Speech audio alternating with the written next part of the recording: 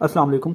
आज हम फिजिक्स 101 के जो है वो chapter number 12 to chapter number 22 मोटर शॉर्ट क्वेश्चन करेंगे, जो कुछ पास्ट एग्जाम्स में और कुछ हमें चैप्टर के अंदर से जो हमें लगा कि एग्जाम्स की प्रिपरेशन के लिए ज़रूरी है वो हम करेंगे। अगर आप ये शॉर्ट क्वेश्चन अच्छे से आप कर लेंगे तो उसमें से आपके मोस्टली जो है एमसीक्यू भी कवर हो जाएंगे और आपको मतलब कि मेमोराइज करना भी जो है ईजी हो जाएगा। सो आप जो है वो स्टार्ट से लेकर एंड तक देखेंगे तो आपको जो है काफ़ी कुछ कंसेप्ट भी क्लियर हो जाएंगे और एग्जाम्स के पॉइंट ऑफ व्यू के लिए आपसे के लिए अच्छा होगा। सो स्टार्ट करते हैं। So difference between center of mass and center of gravity.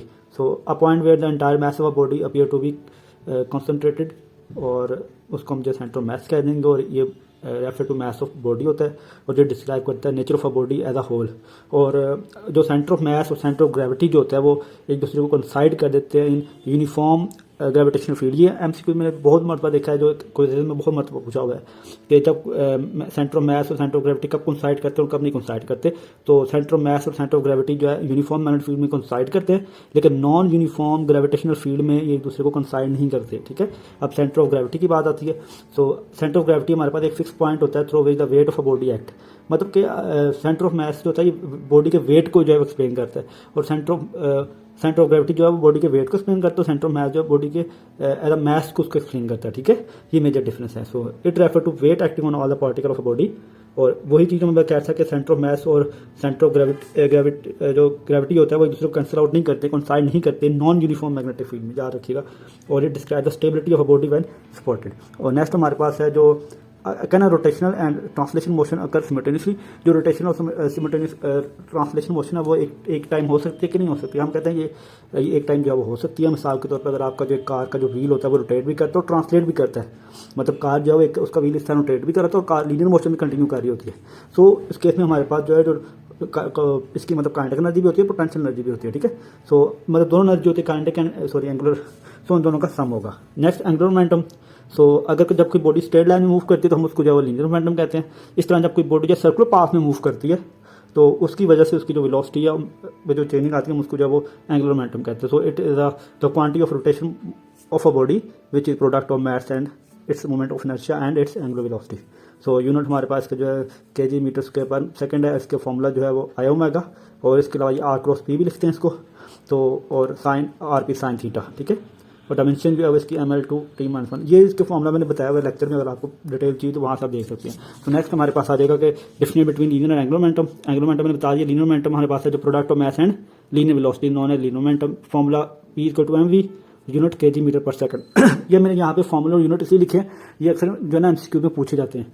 So why does the system oscillate. कोई भी जो सिस्टम है वो ऑसिलेट क्यों करता है। जैसे हमने सिंपल हार्मोनिक मोशन में देखा कि सिंपल पेंडुलम हो गया, मैस सिस्टम है, क्यों ऑसिलेट करते हैं। उसकी रीजन ये होती है कि force is always directed toward the centre of equilibrium position. जैसे हमने पेंडुलम में देखा कि ये हमारा सेंटर ऑफ ग्रेविटी जो मेन पॉइंट था और वो हमेशा इस पॉइंट के अराउंड रोटेट करता था।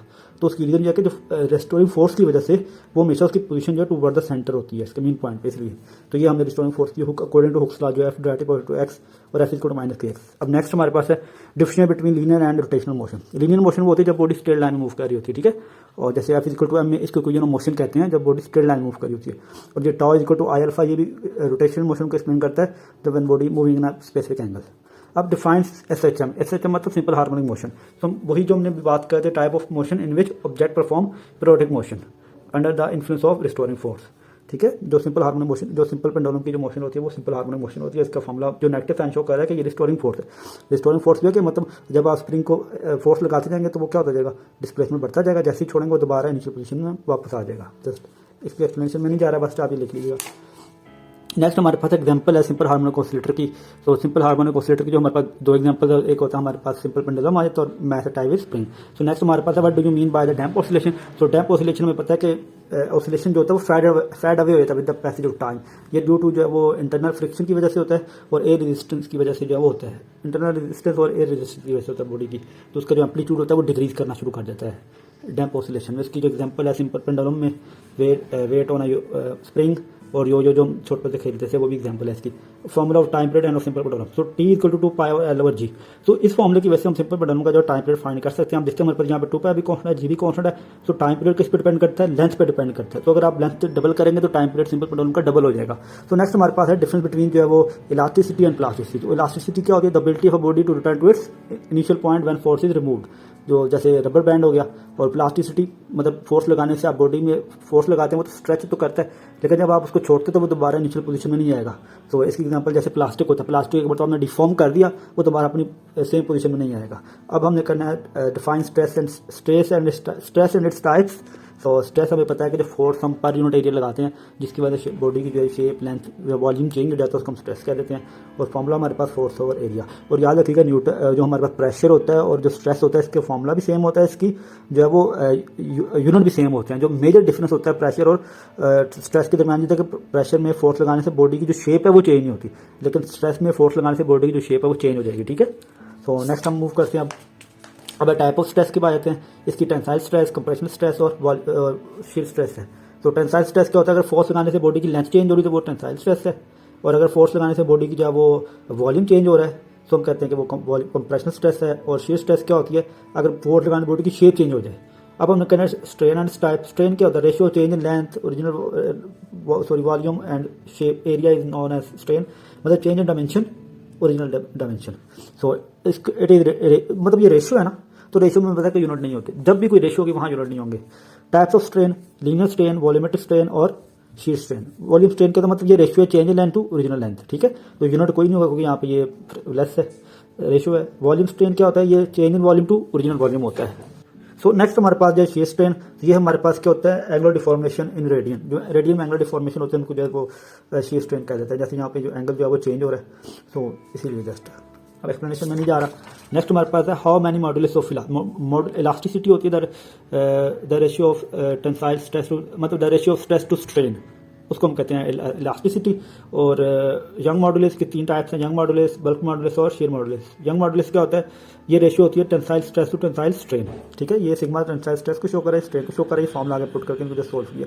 बल्क मॉडुलस क्या होता है, इसको के से प्रेजेंट करते हैं, तो ये रेशियो होती है apply stress to volume strain की। और जो हमारे पास शेयर स्ट्रेस होती है, शेयर मॉडुलस होता है, ये हमारे पास होता है रेशियो होती है shear stress to shear strain की। तो नेक्स्ट हमने करना है कि हमने डिफाइन करना है कि पॉइजन रेशियो क्या होता है। ये भी chapter number lecture I think 17 से ये सारा। तो अगर आप जब वायर स्ट्रेच हो जाती है तो उसकी मतलब उसकी लेंथ भी इंक्रीज होती है और उसका रेडियस क्या हो जाएगा, देखिए एक वायर है, जब आप उसको फोर्स लगाएंगे तो उसकी लेंथ तो बढ़ेगी लेकिन उसका रेडियस कम हो जाएगा। ठीक है, the ratio of the lateral strain to the tensile strain. ठीक है, मतलब चेंज, वही मैंने कहा ना कि लेंथ मतलब क्या, मतलब कि द रेशियो ऑफ इस तरह डिफाइन कर लो मैं सिंपल के the ratio of radius, change in radius to change in length. ठीक है, इट्स वैल्यू बिटवीन जो है वो होती है वो 0 से 0.5 तक की होती है, याद रखिएगा।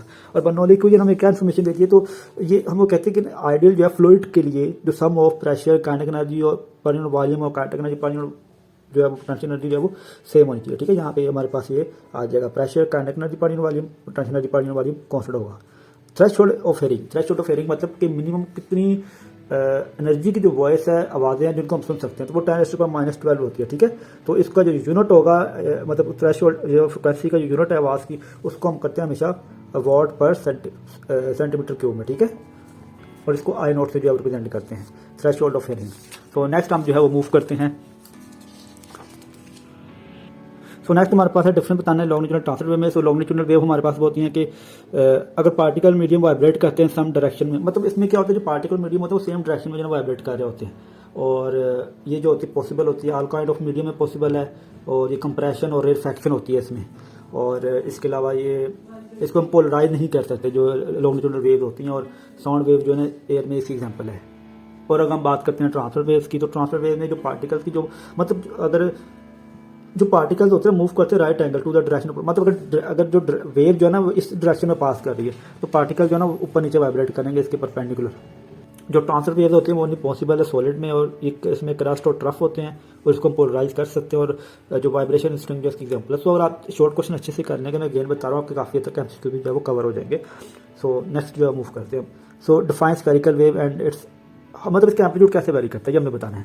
तो अगर जो स्फेरिकल वेव होती है कि अगर आप साउंड के एक सोर्स है उसको सेंटर में रख दें तो उसकी जो आवाज़ होगी वो हर डायरेक्शन में जो है ना इक्वली मतलब डिस्ट्रीब्यूट होगी, तो उसको हम कहते हैं spherical wave. A sound source place at an origin will radiate sound wave in all direction equally is known as spherical wave. Amplitude क्या होगा 1/r, मतलब एम्पलीट्यूड और उसका रेडियस में, रेडियस और एम्पलीट्यूड में इन्वर्स रिलेशन है स्फेरिकल केस में, ये याद रखिएगा।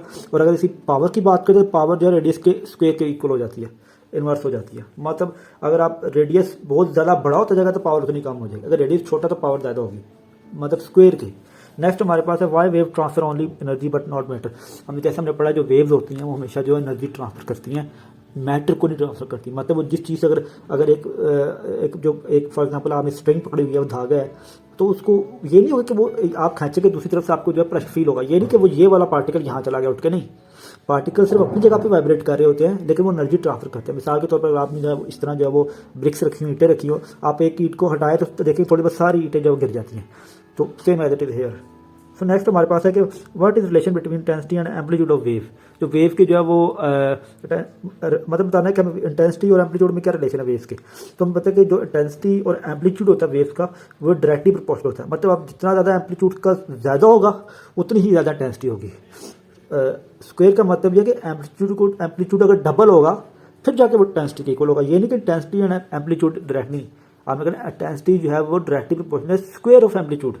ठीक है, अगर इंटेंसिटी फॉर एग्जांपल 5 है तो ये 10 होनी चाहिए, अगर ये 10 है तो ये 20 होनी चाहिए, इसके डबल होनी चाहिए। सो नेक्स्ट मोर एम्पलीट्यूड मोर इंटेंसिटी, तो जितनी ज़्यादा इंटेंसिटी होगी उतना ज़्यादा एम्पलीट्यूड होगा। सो नेक्स्ट हम देखते हैं कि नेक्स्ट हमारे पास है कि नेक्स्ट हमने देखना कि वाई देयर इज सिमिलरिटी, मतलब gravitational law Newton third law में क्या सिमिलरिटी है, ये बहुत मतलब क्वेश्चन से पूछा जाता है। तो जैसे न्यूटन थर्ड लॉ में हमारे पास जो है एक्शन एंड रिएक्शन होता है उसमें, ठीक है, action and reaction equal but in opposite direction. और जो एक्शन और रिएक्शन जो फोर्सेज होती है हम इनको म्यूचुअल फोर्सेज कहते हैं, ठीक है। तो जिनकी मैग्नीट्यूड तो सेम होती है लेकिन डायरेक्शन ऑपोजिट होती है। तो ग्रेविटेशनल लॉ में भी ये होता है, दो मैसेज होते हैं और दोनों मैसेज एक दूसरे को अट्रैक्ट कर रहे होते हैं। देखिए ये इसकी डायरेक्शन इस तरफ है और इसकी डायरेक्शन इस तरफ है, तो डायरेक्शन तो दोनों की चेंज होगी ना, इसकी लेफ्ट साइड पे है इसकी राइट साइड पे है, दोनों की डायरेक्शन तो चेंज होगी लेकिन इनकी मैग्नीट्यूड मतलब इनकी फोर्स की जो क्वांटिटी है वो सेम होगी। तो इसी तरह जो है वो न्यूटन थर्ड लॉ में भी है कि एक्शन फोर्सेज और रिएक्शन फोर्सेज सेम है लेकिन डायरेक्शन ऑपोजिट है। तो that's what I explain here. So F equal to minus F, मतलब यहाँ पे एफ तो एक्शन फोर्स है जो इस तरफ लग रही है और ये रिएक्शन फोर्स है जो इस तरफ लग रही है, जो इक्वल है लेकिन उनकी डायरेक्शन ऑपोजिट है। अब जो कहते हैं को डिफाइन करो, उसका कंडीशन डिफाइन करें। अगर बॉडी पे जो है वो नेट फोर्सेज जो लग रही है, नेट फोर्सेज मतलब अगर बॉडी पे जो लेफ्ट साइड पे राइट साइड से टॉप से बॉटम से जो फोर्सेज है उनका सम अगर करते हैं तो वो जीरो आता है, तो तब वो बॉडी जो होगी वो स्टेट ऑफ इक्विलिब्रियम में होगी, ठीक है। सो समेशन एफ का मतलब ये कि मतलब देखो F1 2 3 4 मतलब जितनी फोर्सेज लग रही है उनका सम फोर्सेज जीरो नहीं है, मतलब उनका अगर सम जीरो है, आप होपफुली बात अंडरस्टैंड करो, फोर्सेज का सम जीरो आना चाहिए, ठीक है। फोर्स जरूर एक्सर्ट है लेकिन उनका सम जीरो है। अब देर इज दो कंडीशन रखनी होती है, फर्स्ट कंडीशन होती है एक सेकंड कंडीशन होती है। फर्स्ट कंडीशन में क्या होती है, जो net of all force net force in all direction must be zero. इसमें हम बात करते हैं जब बॉडी की मतलब कि लीनियर फोर्स एक्ट कर रही होती है, ठीक है। फर्स्ट कंडीशन में जो फोर्सेस की जो डायरेक्शन होती है वो सेम होती है, लीनियर होती है डायरेक्शन, जैसे एफ एक्स के और एफ वाई भी जो वो जीरो हो जाएगा। जो सेकंड कंडीशन है उसमें क्या है, जो टॉर्क एक्टिंग ऑन ऑब्जेक्ट है उसका सब जीरो होना चाहिए, मतलब जो बॉडी पे फोर्सेज लग रही है स्पेसिफिक एंगल से लग रही है उनका सब जो है वो जीरो होना चाहिए। सो अब वह satellite rotate around the earth, जो जितने जो सेटेलाइट जो आसमान पे भेजती है वो ज़मीन के अराउंड क्यों रोटेट करते हैं, तो उसके लिए ये होता है कि जो अर्थ की ग्रेविटेशनल फील्ड होती है और ग्रेविटी फोर्स वो क्या करती है, जो आपके पास जो सैटेलाइट होते हैं उसको जो है वो एक सेंट्रीपिटल फोर्स प्रोवाइड करिए। बिल्कुल उसी तरह आप एक पत्थर लें और उसको धागे से बांध के जब रोटेट करें, जब आप रोटेट करेंगे तो क्या होगा, जो धागा होगा वो क्या करेगा, आपके हेड और ये पत्थर जो रोटेट कर रहे हैं उसको जो है एक सेंट्रीपिटल फोर्स प्रोवाइड करता है। सेंट्रीपिटल फोर्स क्या होती है, the force which keep body moving in a circular path, ठीक है। सो अब हम देखते हैं why satellite bound to the other earth and its total energy moving circular path. तो मतलब जो सैटेलाइट क्या चीज़ होती है जो सैटेलाइट को अर्थ के अराउंड जब बाउंड करके रखती है, तो उसकी ना एक चीज़ तो मैंने ये बता दी है सेंट्रीपिटल फोर्स, और एक चीज़ ये होती है कि जो पोटेंशियल एनर्जी जो होती है वो हमेशा जो होती है इसकी लार्जर होती है काइनेटिक एनर्जी, ठीक है, इसी वजह से वो अर्थ के बाउंड होती है, ठीक है। और टोटल एनर्जी जो देखा जाए वो काइनेटिक और पोटेंशियल होता है। टोटल एनर्जी क्या है, ये टोटल एनर्जी इन दोनों का सम कर तो ये आता है, ठीक है। ये एक जस्ट वैल्यू लिखी है मैंने, और ये नेगेटिव साइड हमेशा जो होगा ना वो मतलब ये है कि पोटेंशियल एनर्जी हमेशा जो होगी वो नेगेटिव ही होगी हमेशा, ठीक है। नेक्स्ट हम मूव करते हैं। सो नेक्स्ट हम क्वेश्चन करेंगे हाउ साउंड इज प्रोड्यूस, उसका यूनिट क्या होता है और उसकी इंटेंसिटी ऑफ साउंड क्या चीज़ है, कॉस्टिक इंटेंसिटी क्या है, और उसके अलावा जो speed of sound in different medium. और जो साउंड होता है पता है वो प्रोड्यूस होता है due to vibration of object होता है, और इसको पास करने के लिए इसकी प्रोपगेशन के लिए साउंड को मतलब एक पार्ट से दूसरे पार्ट में गुजरने के लिए किसी मीडियम की जरूरत होती है। अगर मीडियम होगा तो साउंड गुजरेगा, अगर मीडियम नहीं है तो वो नहीं गुजरेगा। जो मीडियम होता है हमारे पास जो है वो एयर भी हो सकती है, कोई लिक्विड भी हो सकता है, कोई सॉलिड भी हो सकता है, वैक्यूम में से नहीं गुजरेगा, ठीक है। जो स्पीड ऑफ साउंड मैंने वही बताया कि ये डिपेंड करती है डेंसिटी पे और इलास्टिसिटी ऑफ द मटेरियल पे भी। और डेंसिटी अगर फॉर एग्जांपल डेंसिटी ये बताती है कि अगर जो जैसे कि हमारे पास जो है वो मतलब कि डेंसिटी कम है तो साउंड की स्पीड वहाँ डिफरेंट होगी, अगर डेंसिटी ज़्यादा है तो स्पीड ऑफ साउंड वहाँ पे डिफरेंट होगी। इस तरह मटेरियल की अगर इलास्टिसिटी पे भी डिपेंड करेगी, ठीक है। सो अगर वैसा ड्राई एयर की बात करें तो ड्राई एयर बेस की जो स्पीड होती है 343 मीटर पर सेकंड होती है, और वाटर में जो है 1437 होती है, और इसी तरह ग्लास में दोनों से ज़्यादा होती है 4510 होती है आई थिंक।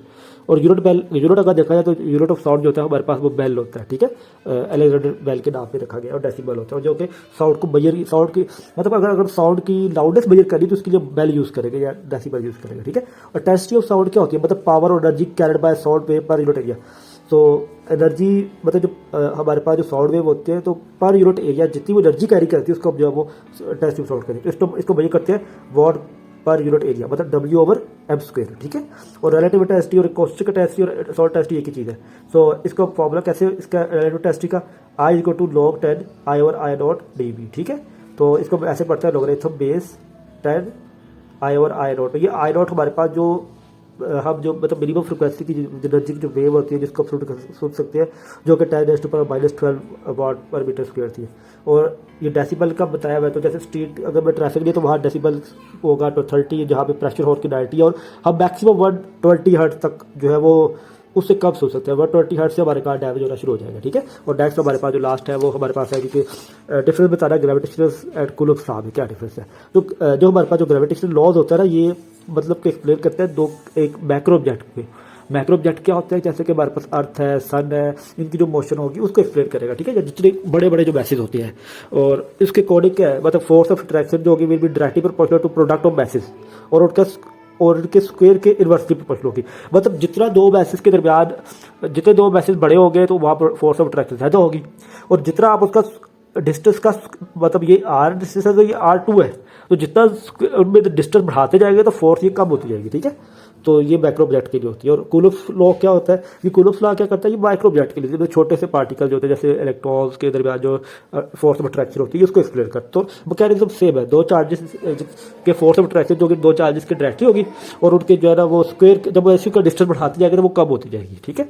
तो ये यहाँ पे ये के है, इसको हम कहते हैं कूलम्ब कांस्टेंट पढ़ते हैं, और जी को ग्रेविटेशनल कांस्टेंट पढ़ते हैं। उनकी वैल्यू फिक्स होती है, वैल्यू मुझे लिखना याद ही नहीं, तो इसकी वैल्यू जो थी 9.10⁻⁻9 और इसकी मेरे ख्याल से जो है वो 8.10⁻10⁻⁻ समथिंग होती है।